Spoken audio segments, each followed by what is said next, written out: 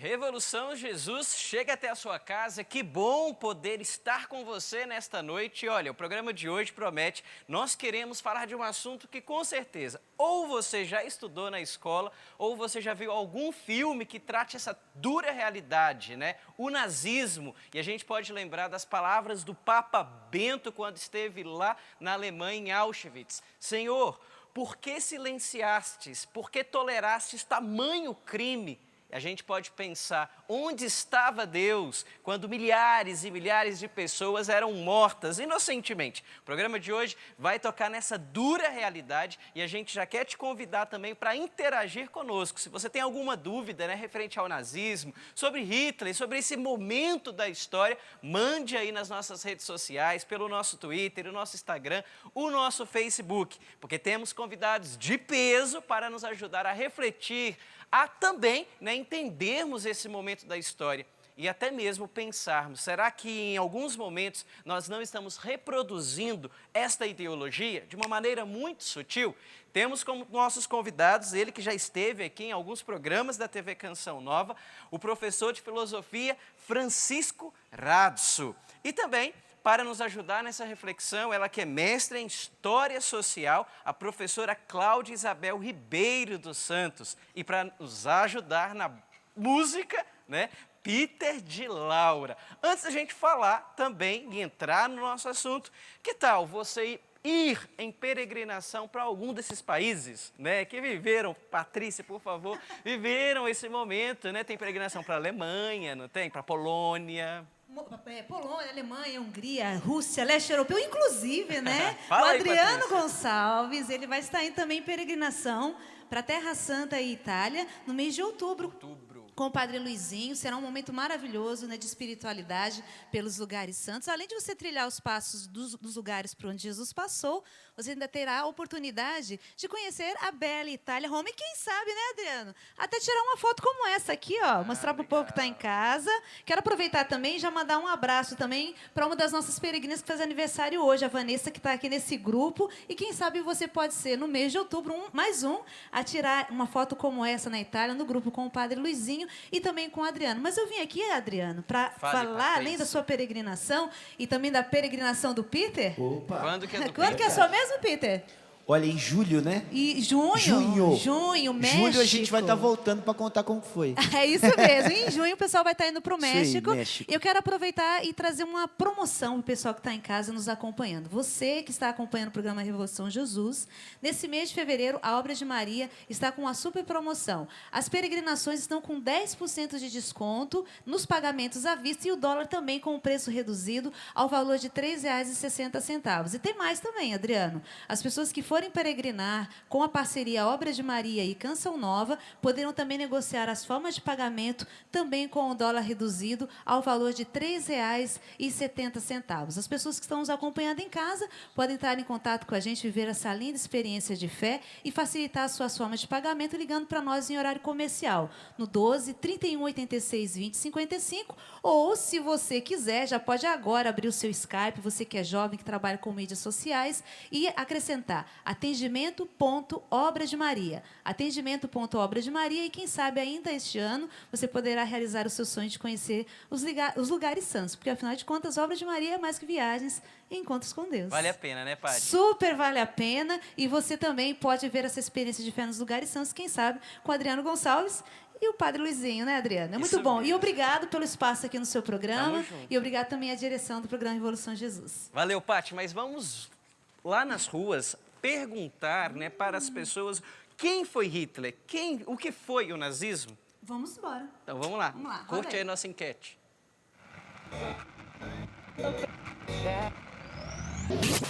Você sabe quem foi Adolf Hitler? Hitler foi o idealizador do nazismo, né, cara? Ele nasceu na Áustria, depois foi para a Alemanha e fez o nazismo, que impunha a supremacia ariana, excluía todas as outras raças, principalmente os judeus. Aí teve o Holocausto, o Auschwitz, tem várias coisas que, infelizmente, uns idiotas insistem em se chamar, autodeclarar os neonazistas, né, que eu acho uma idiotice, que é uma coisa que não tem que existir mais no mundo. Para mim foi um grande mal que a humanidade teve, né? Adolf Hitler, né? Em 1930 e pouco, 40 e pouco. Exterminou muitos judeus aí, pra mim, nota 0 pra ele. Entende-se que o nazismo foi, ao meu ver, foi a pureza da raça deles, entendeu? Eles queriam dar ênfase na raça deles e só eles eram superiores. Mata milhões de pessoas sem motivo algum, né? E até hoje tá tendo condenações ainda, né? Durante o mundo. Ter relatos, né? Eu não sei se já acabou, da Anne Frank que tá tendo no Senac, uma exposição. Li o livro dela, foi um dos primeiros livros que eu li. Muito triste, mas assim, as coisas que ela fala daquela época, que dá pra usar hoje em dia, fantástico. Mas é um mundo que, olha, eu vou dizer pra você, hoje em dia ainda tem aquele preconceito, né, das pessoas, de ter aquela raça pura, né, de ser alemão puro, ser loiro, ter aquele preconceito de religião e tudo mais. Hoje em dia a gente sofre com isso ainda. A gente tem aquele preconceito com o negro, com o cabelo, com o asiático, tanto faz. O que aconteceu lá ainda continua aqui, não é tão forte, mas assim, a violência verbalmente continua do mesmo jeito daquela época do nazismo, de Hitler, seja lá quem for, né?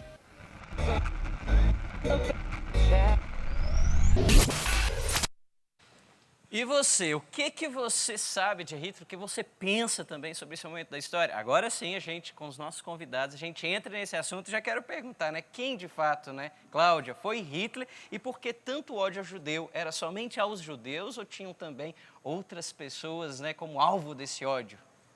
Boa noite a todos. Boa noite, professor Francisco. Boa noite, Adriano. Bem, Hitler era um austríaco que nasceu em 1889, tentou se alistar na Primeira Guerra no exército austríaco, não conseguiu e fez a sua carreira na Alemanha.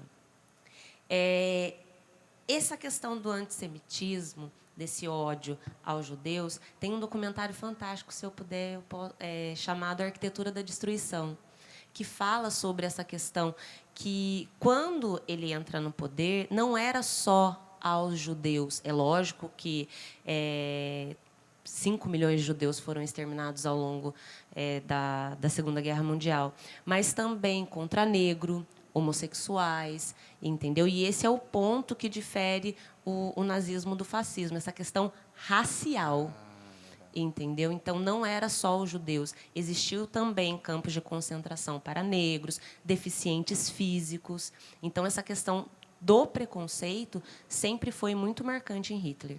A diferença do nazismo para o fascismo era só nessa questão da raça em si? O ponto diferencial, que marca a diferença entre obviamente, é a questão territorial, né? O nazismo aconteceu na Alemanha com Hitler, o fascismo na Itália com Mussolini.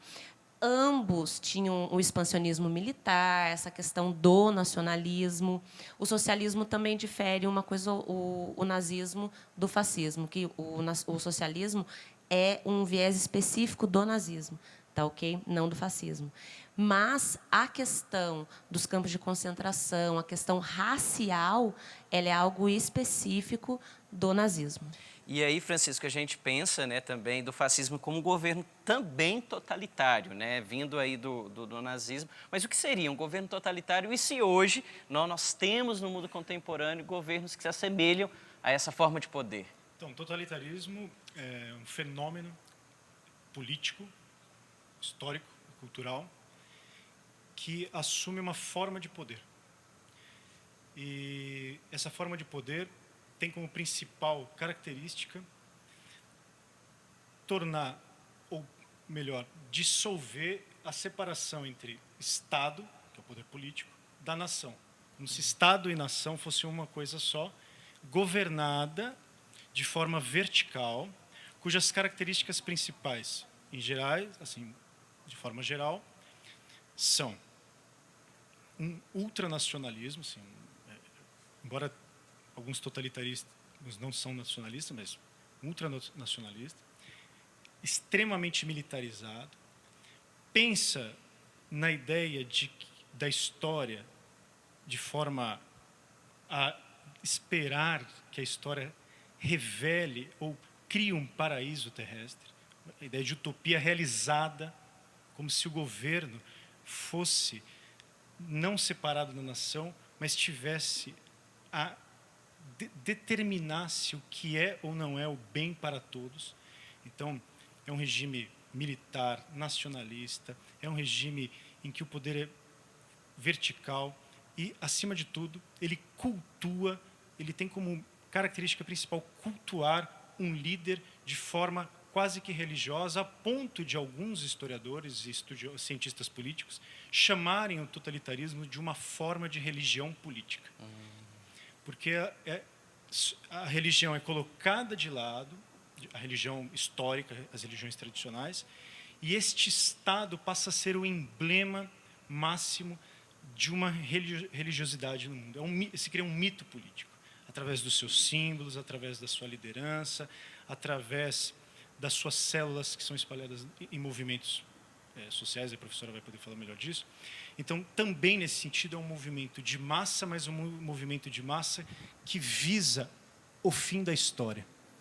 Tem essa perspectiva de o horizonte da história, que era um mistério para a religião tradicional, principalmente para os cristãos, é um mistério a ideia de juízo final, é superado pela mentalidade totalitária, ele é superado e é como se a nossa história fosse possível realizar este paraíso aqui, encarná-lo através de um líder soberano, que é o emblema máximo disso.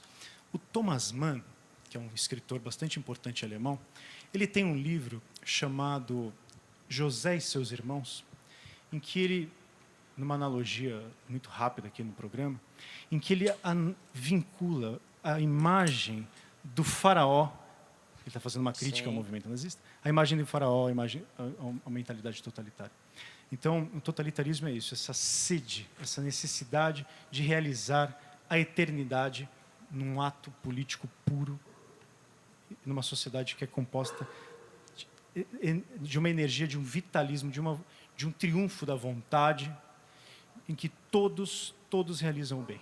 E a gente percebe isso na realidade contemporânea? Você fez uma pergunta bastante importante. Então, assim, você tem um fenômeno político histórico, sim, que são os regimes que podem ser caracterizados como totalitários. E você pode falar de uma, na minha opinião, agora é uma posição que eu defendo, de uma disposição totalitária, que não é um regime, nós não temos nenhum regime totalitário mais, tal como aqueles regimes, com exceção da Coreia do Norte, mas há uma discussão terrível sobre isso. Mas, assim, não há nenhum regime político totalitário instaurado como foi esses regimes históricos determinados na história. Mas o que há é, de fato, disposições totalitárias, inclinações que, se fossem levadas às suas últimas consequências lógicas, como foi a mente dos nazistas, do partido nazista, do fascismo, foi levada às suas últimas consequências, porque tinha condições materiais e culturais para isso, nós também criaríamos um totalitarismo. Mas nós não temos isso politicamente. Os moldes, como foi o nazismo. Mas nós realizamos esses totalitarismos em pequenos atos totalitários. E aí, pegando esse gancho, né, o historiador Boris Fausto, quando ele vai, né, falar e refletir a questão do nazismo, ele fala que é um produto, né, de várias situações que a Alemanha ela estava vivendo, né? A crise de 29, a derrota da Alemanha na Primeira Guerra Mundial, aquele sentimento, né, de uma certa depressão no povo. E isso tudo culminou, né, no nazismo. A gente pode falar que culminou, que promoveu, né, ou produziu o nazismo, Cláudia. E queria que você falasse um pouco essas realidades, porque hoje a gente está numa crise de valor, crise econômica, várias crises. Será que também não seriam caminhos para uma instauração de um totalitarismo? Esses hiatos de crise, eles trazem algumas situações caóticas. Acredito que os dois verbos, eles se completam e se complementam. Quando você pergunta, ele promoveu, né, ou produziu o nazismo? As duas coisas. Por quê? Porque, como o Boris Fausto disse, o nazismo ele é um produto dessa realidade específica vivida na Alemanha. Então, assim, como você mesmo perguntou, nós vivemos num momento de crise. Nesses momentos de crise, apareceu alguém com uma ideia entendeu? E conseguiu angariar devotos dessa questão do totalitarismo enquanto questão quase religiosa.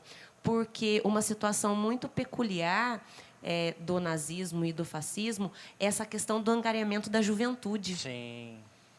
Para com o movimento. Então, acredito que o Boris Fausto tem razão. Ele é produto, mas os dois verbos se completam e se complementam. Pode. Eu concordo com o professor, principalmente nessa questão da complementaridade dos verbos, mas eu também queria colocar uma questão aqui que é importante no meu modo de entender, que é a seguinte. O Boris Fausto, como historiador, ele enxerga aspectos materiais da questão, embora ele fale em crise, que pode ser desmaterializado. Mas há uma questão aí que é importante, que é o seguinte. Se a gente olhar, produziu e de alguma forma, criou terreno fértil para o nazista, a gente tem que tomar um cuidado para o olhar do historiador, às vezes, não ver que estes movimentos são inevitáveis. Então, há uma crise, há estas condições materiais, então, inevitavelmente, criaremos uma situação... Nem sempre, exatamente. É exatamente onde eu queria falar. Quer dizer, são condições possíveis. E as condições possíveis, elas dependem... Aí está um ponto, para mim, que é fundamental. Elas dependem do espírito humano. Sim. E o espírito humano é determinado por liberdade. Havia um desejo de se instaurar aquilo. Neste sentido, nós podemos falar de responsabilidades pessoais. Porque se nós analisarmos só o arcabouço, só o substrato que sustenta e produz, a gente está analisando o terreno, mas não está analisando quem joga a semente. E aqui eu acho que é importante pensar no nazismo como a vontade de aí vou falar bem duramente, de um bando de caras que eram frustrados, de uma juventude frustrada, que, de alguma forma, foi ouvida e escolheu fazer aquilo. E incentivou, promoveu, e aí pegou este terreno fértil, e por isso nós podemos falar em responsabilidades. Porque nós nunca podemos abrir mão do caráter deliberado de falar eu aceito ou não aceito. Olha, eu falei do Thomas Mann aqui agora há pouco. O Thomas Mann, no comecinho da carreira dele, foi seduzido por traços daquilo que estava sendo proposto pela primeira célula de movimento, um movimento chamado Movimento Conservador Revolucionário, que foi fonte de inspiração, mas assim muito leve para algumas mentalidades nazistas, e logo percebeu a bobagem que ele estava fazendo. Então, é muito importante destacar o caráter do posicionamento da pessoa, do intelectual, do homem público, do homem civil que vive e percebe. Isso aí está errado, isso está certo. Então, mas a Alemanha tinha sido destruída na Primeira Guerra. Ela vivia um contexto muito específico. Talvez, quando a gente afirma nessa questão do ser humano, a gente precisa olhar o passado com os olhos do passado, né?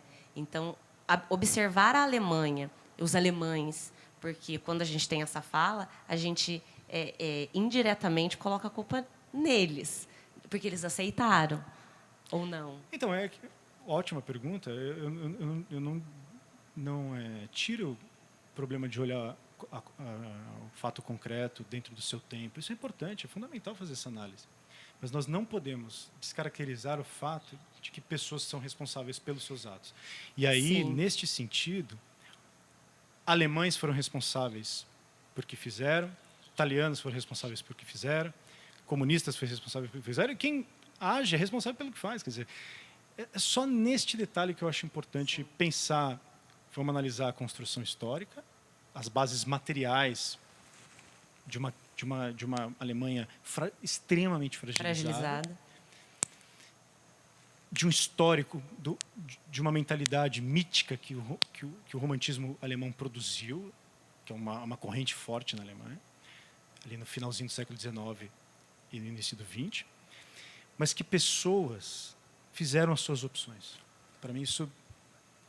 Assim, não deslegitimando nem banalizando a crueldade do nazismo, mas às vezes eu penso que talvez a aderência ao projeto que Hitler tinha de Alemanha talvez fosse uma questão de a última jogada, a última alternativa. E não se imaginava o produto final ou a dimensão que aquilo causaria às pessoas. Porque nem todo soldado tem a ideologia do seu general. A gente tem que pensar nisso. E aí, só para trazendo também um pouco, né, a reflexão, a gente pode até pensar na Hannah Arendt, né, quando ela vai, né, se posicionar referente ao julgamento do Eichmann, né, a origem do mal, né, que por detrás também de alguém que vai lá e manda, né, as pessoas para o campo de concentração, tem a liberdade humana, né? A Hannah Arendt é importante, a tese dela, que é da banalidade do mal, que é a ideia do burocrata que obedece ordens. É verdade, a análise dela foi bastante comentada, tem muitas razões nisso. Mas também a gente não pode ver outros tipos de análise, que inclusive isso dá pano para manga para uma discussão, e aí eu discordo um pouquinho da Hannah Arendt, quem sou eu para discordar dela, mas discordo um pouquinho da Hannah Arendt nesse ponto, de que, ainda que o burocrata obedece ordens, há burocratas que entendem perfeitamente que tem ordens que não devem ser obedecidas. Sim. E abre mão eu citei aqui num programa que eu estava da outra vez, sobre a Polônia, que é A Vida dos Outros. A Vida dos Outros é um programa que fala da Alemanha do regime comunista e que tem um burocrata que obedece ordens. E ele tem justamente que acompanhar a vida de quem ele está vigiando. E ele fez uma opção. E, para mim, essa opção, essa liberdade que o homem tem que ser levada em consideração. Eu entendo a análise histórica, acho fundamental, formidável, tem que fazer, não posso... E aí eu acho que você acerta quando você fala no verbo, essa relação, né, de produto e produzir. É muito importante isso. Mas não descaracterizando jamais o fato de que algumas consciências, e a consciência humana ela é livre. Bacana, a gente vai continuar essa reflexão aqui, só que a gente vai curtir também uma pessoa que viveu, né, o drama. Aqui são pessoas que do seu lugar, né, a gente vai analisando a realidade, vai se posicionando. Mas a gente vai curtir agora o testemunho da Rita Brown, ela que viveu, né, o drama do nazismo.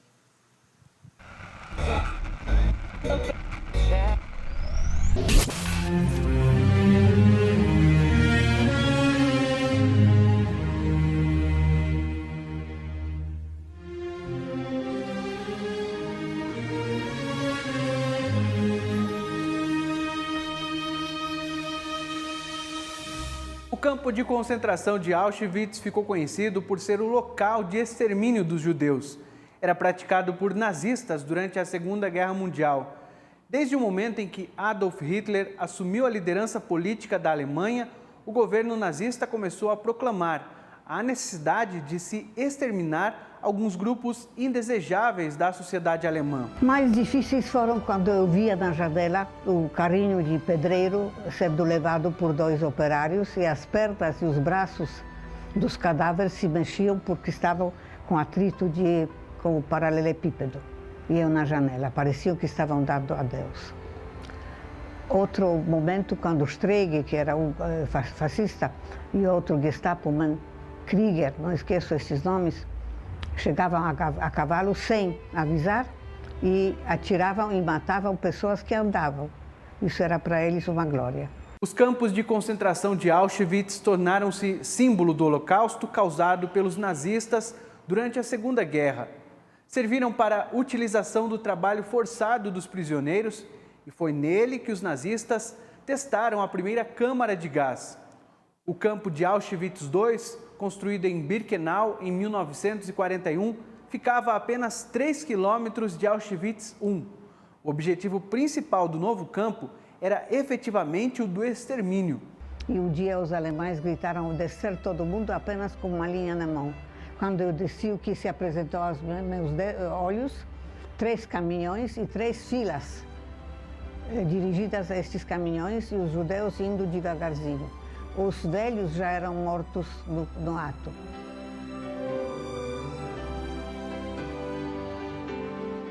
Em Auschwitz II morreram aproximadamente 1 milhão de judeus e 19 mil ciganos. Já o campo de concentração Auschwitz III, o terceiro entre os 3 principais, foi utilizado para trabalho escravo da empresa IG Farben. Iniciou suas atividades em 1942. Quando o final da guerra se aproximou, os nazistas destruíram as câmaras de gás em Birkenau em 1944. No ano seguinte, começaram a evacuar os campos. Tudo para tentar esconder o que acontecia nas instalações dos campos de concentração.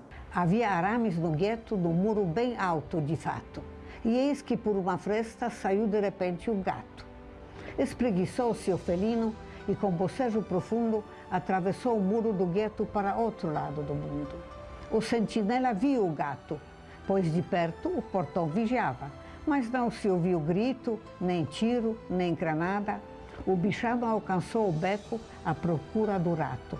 Oh Deus misericordioso, por que não me fizeste o gato?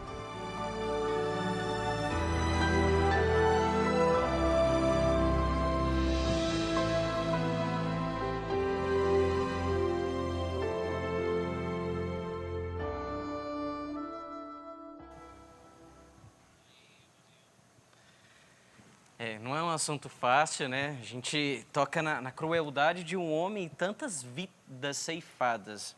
O Papa Bento, quando ele esteve em Auschwitz, ele diz algo muito legal. Ele diz assim: nós não podemos perscrutar o segredo de Deus. Vemos apenas fragmentos e enganamo-nos se pretendemos eleger-nos juízes de Deus e da história, né? Nem onde estava Deus, mas também juiz dessa história. E aí eu já pergunto para você, Francisco, corremos o risco de sermos juízes e até cometermos coisas parecidas? Hoje vemos tanta eugenia moderna, como o aborto, assassinato de imigrantes, a eutanásia, o descarte da vida humana, como diz o Papa Francisco em vários discursos, né? Sim, na minha opinião, no meu modo de entender, nós somos a fonte do bem e a fonte do mal. E essa fala do Ratzinger, nós não podemos esquecer que o Ratzinger, na sua juventude, foi obrigado, né, a se alistar na juventude hitlerista e nem por isso seguiu o afã de se tornar, como bem colocou a professora, que cultivavam tantos os jovens a participar desse movimento. Quer dizer, fez uma opção pessoal e se livrou disso. Então, primeiro, tem vários temas aí. O primeiro tema é esse, quer dizer, bato nessa tecla da da liberdade pessoal. A segunda, o problema da presença de Deus e de ser juiz da história. Isso é fundamental, porque o que um totalitário pretende? Ser juiz da história. Ser juiz da história significa se colocar no lugar de Deus e se colocar no lugar da eternidade. É ver o passado, ver o presente e projetar o futuro e decretar como a vida deve ser a partir destes olhos, a partir do olho da eternidade.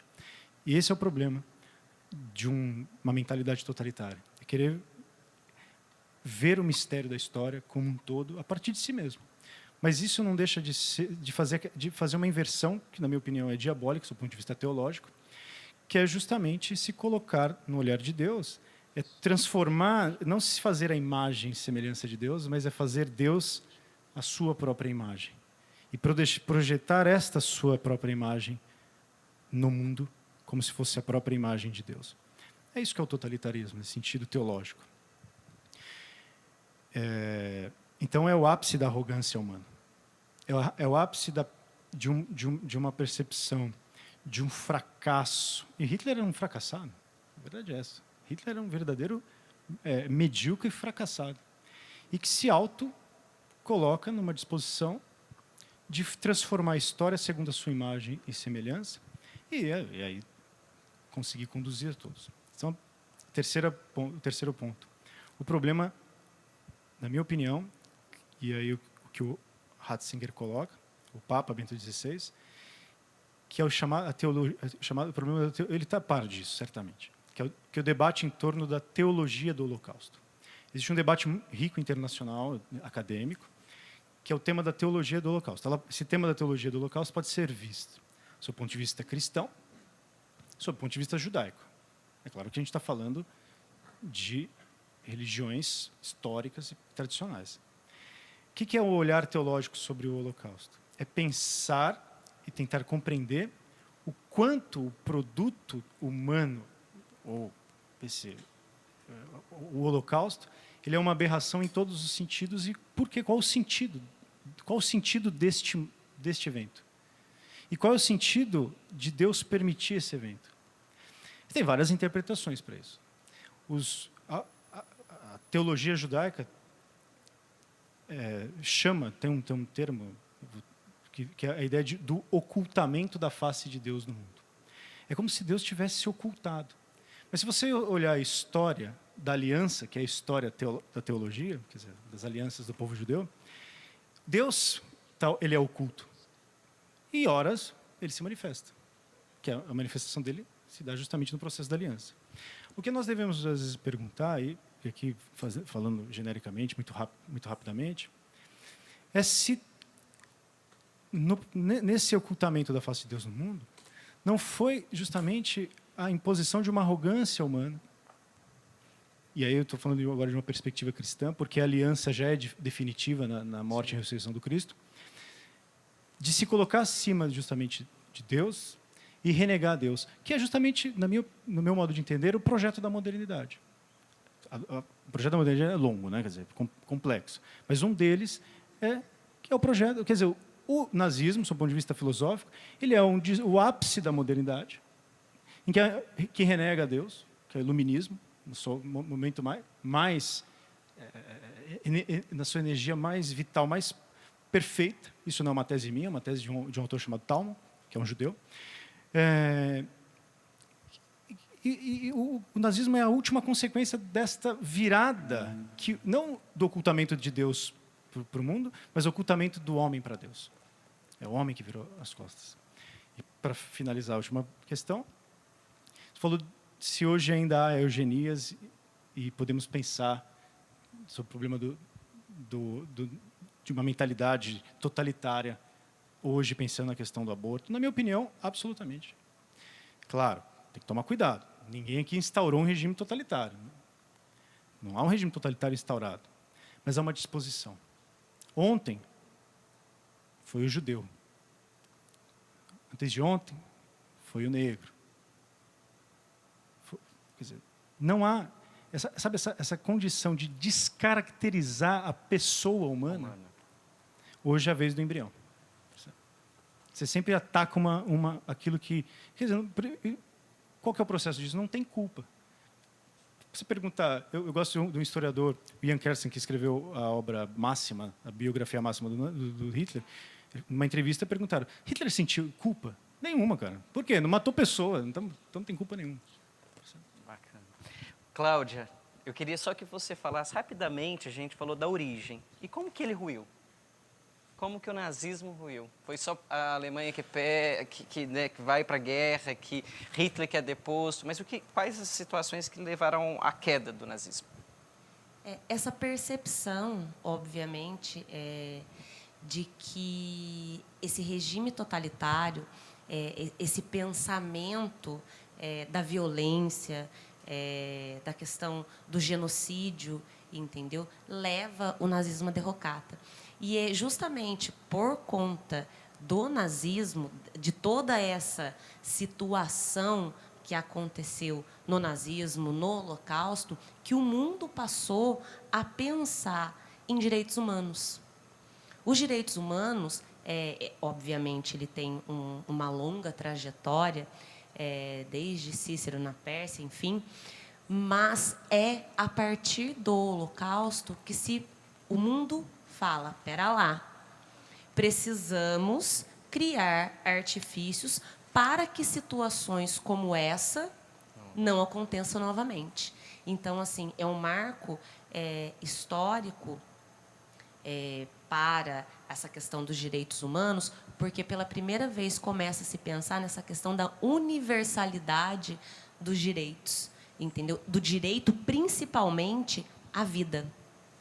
Entendeu? Então, assim, o nazismo, ele rui dessa questão da maldade, da violência, do genocídio, com esse marco dos direitos humanos. Ideologicamente, a gente tem muito que falar disso ainda, porque a gente vê essa perpetuação de algumas ideias ainda na contemporaneidade que preocupa às vezes.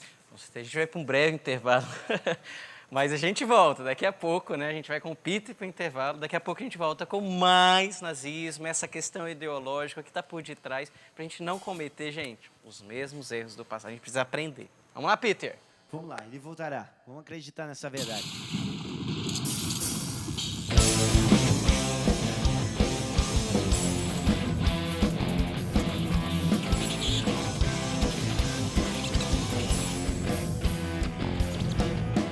Um sorriso pálido sem cor, solidão inconcebível,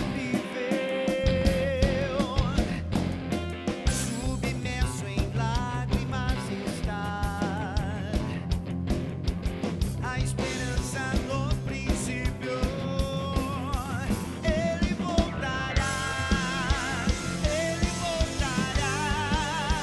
para renovar o que era bom e se perdeu. Ele voltará para ver de volta o que o mundo esqueceu.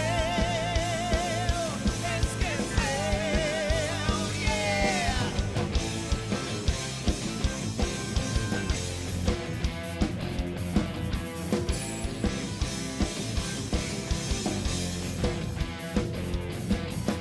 Pode a canção se exaurir antes de se propagar no ar. Pode a